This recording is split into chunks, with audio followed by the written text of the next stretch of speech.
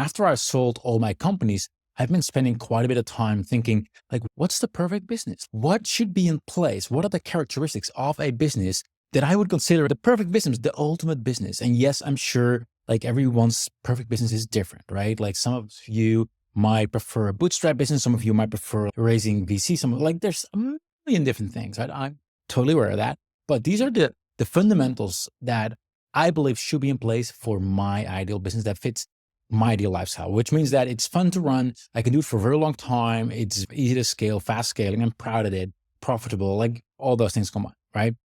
So I'll just dive into it because the very first requirement that my business should have is that at least 70% of revenue should be recurring. And that means that it's some kind of subscription base. And that doesn't just apply to charging your customers on a monthly, whatever basis, but it also means automatically that the problem that you're solving or that the business solves is an ongoing problem. Like the moment people stop paying, the problem should be back, essentially, right? Like take, for example, a tool to manage your customer support, like to get all the incoming tickets or incoming emails.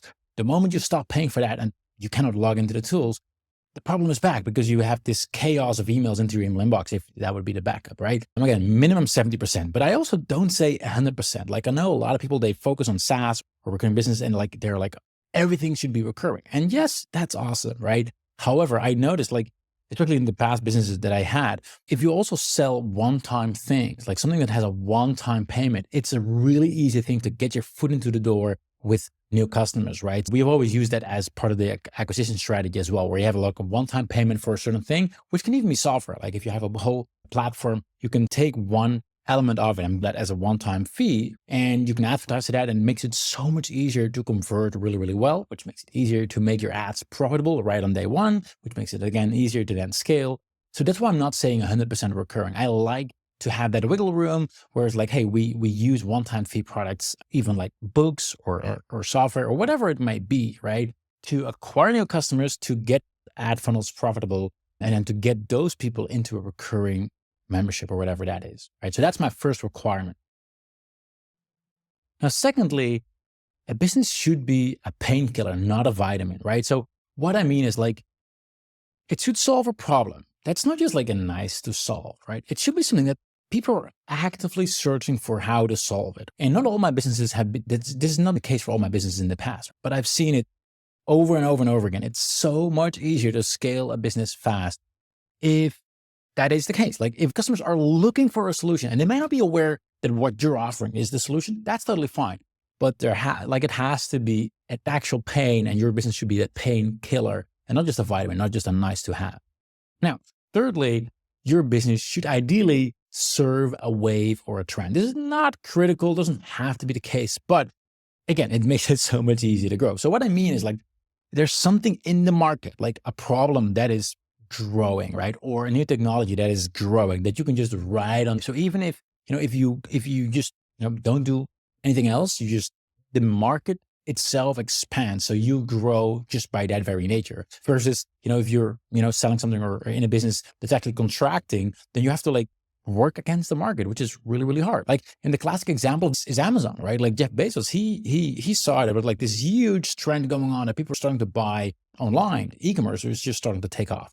And he saw that opportunity and started selling books. And obviously he grew faster than the market itself, which is obvious at this point. But even his business would have grown just because the trend was going. Now, the next one is actually something that so far has never been true in my business. This is that average customer value should over time become over $10,000 per customer. It doesn't apply to all businesses, right? Like there's plenty of businesses that are way bigger than I would ever scale, and their ACV, average customer value, is super low. But I like to help businesses. I love business growth. I like to help businesses. And in that B2B space, I believe every customer eventually should be worth over $10,000, which doesn't mean that my product or service immediately has to be that price. This can come from a variety of things, right? Like let's take, for example, something like ClickUp, right? Or Notion or whatever it is, like one of those project management tools. Like they're not costing me 10K a year or whatever, right? But have I spent more than $10,000 to ClickUp? Yeah, for sure, right? So like, as long as the total lifetime value is over $10,000, I believe again, it becomes so much easier to scale because you can just afford a lot more to acquire customers versus, selling something like I've done before where customers are worth significantly less than $10,000, right? And even though I've been able to scale those companies, I believe that if those customers are sticking around for much longer, or there's upsides like upsells in the back, or like whatever it may be, but like eventually every customer can become, the average customer value becomes over $10,000. I can afford so much more on acquisition on the front, which means more rapid scale and a profitable way as well. Talking about profits, it actually brings me to my next requirement. I like my businesses to be above 60% margins. And I know a lot of people operate on much, much lower margins, but I'm sort of like in between that vibe where like some people are just like completely lifestyle entrepreneurs and they, as long as they make some money, they're good, versus those that are just want to grow as fast as possible, even though there's like no profit left whatsoever. I'm in between those. Yes, I want to scale fast. However, at a very, very profitable way. Like I like my business to be at 60% margins or above. And sure, there can be periods where we invest more in growth or whatnot. I don't know. It motivates me a lot to just top line revenue. And there's at least, give or take, half of that is like pure profit, and with exceptions aside. And another thing I prefer a lot, and again, I actually had mixed feelings on this one, is that I do not want inventory. I only want digital stuff. Like I've been someone who's been working online for a long time. Like I'm 37 right now. I started working online when I was age 16. And I actually started out selling physical products. Like when I was 16 years old, I literally sold like a couple thousand sunglasses of like the movie The Matrix that that was popular at the time. Didn't know what would hit me. I didn't expect to sell that many, but that's another story. So I sold a couple thousand sunglasses within 2 months or so. My parents' house was like filled up with glasses. I had all my friends' package and all that. And obviously there's complaints from that. Like there's people like, oh yeah, but I ordered this color and I got this other color, or like this thing broke, and like it's scales, right? Like, which is fine. But I realized at that point that especially because I love to travel, right? Like I've always traveled a lot, and we still do, even when with our kids. So like we just came back from a trip from South Africa, Indonesia, and Singapore for a couple months. And I just like that everything is just fully, digital, just a laptop essentially, and everything can, run. There's no constraints in terms of like how many you can sell or whatnot. Now, yes, as I mentioned, I do have mixed feelings on this one because like from an ego point of view, I would kind of like at some point to have like a physical product, like an actual something that I invented myself. So I'm always like torn into when I speak to fellow entrepreneurs who have their physical products. I'm like, oh, that's really cool. But then I talk to the e-commerce guys who are just having a bunch of like the profits are stuck into inventory. And I'm like, oh, no, I don't want that. I prefer like no inventory, just digital, like software as a service or whatever it may be. But something that is like, there's no limits to how many you can, how many customers you can serve essentially. And then the next requirement that I prefer which is probably slightly controversial, is that I want to have a high barrier to entry, because when it's too easy to enter the market, it's so much easier to get a lot more competition in. So I prefer that it's just much harder to get in, maybe due to technical challenge or like capital requirements or whatever that is. Because I know that if I have to, I can outwork a lot of people, or I can outsmart a lot of people. I have the grit to make it happen. And so, yeah, I prefer it to be hard because makes it worthwhile, makes it a good challenge. And again, less competition, a lower chance to get disrupted very fast, right? So I prefer if there's actually a high barrier to enter the market. And the next one is something that I've lived for quite a while, also in my previous businesses, which is to build with the end in mind. So whatever I build, I want to build it with the being as an exit, like selling your business in mind, which doesn't mean like, even with my previous business, I never thought like, oh, I'm going to start this business just to sell it, right? Because I think that's the wrong attitude. Like, you need to start a business because you're passionate about it, passionate about your customer, passionate about the product, the problem it solves for your clients. And it doesn't mean to ignore how to build it with the exit in mind. There's actually a good book on that topic, Build to Sell, which I'd highly recommend. But just whatever you do from the get-go, make sure that you build it with the end in mind. And I'll give you a very good example of something that I would definitely do different next time around. So as you know, there's plenty of ways how to get money from your customers into your bank account. Like Stripe is obviously a very popular one. PayPal is also very popular, right? I've always used, in my previous businesses, I've always used Stripe and PayPal, mainly because inside Europe, especially earlier on, PayPal was just like so much more used because a lot of people didn't have credit cards in Europe, which is crazy. Right nowadays, there's a lot more, especially in the B2B space. Like most people will have credit cards. I even removed PayPal at some point and we split tested it and we got way worse results. I think nowadays it's probably better.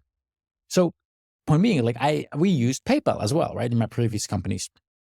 What I didn't know at the time is that when you have a PayPal account linked to your business entity, you cannot move the ownership of that PayPal account to a different entity from a different country, right? Which is like insane, which means that if you are like, if you're in the US, for example, you're okay, right? If you ever to sell your company, you can at least sell your company to another company in the US and the PayPal account can be moved over to the other company, which is great, right? Like they take over, right?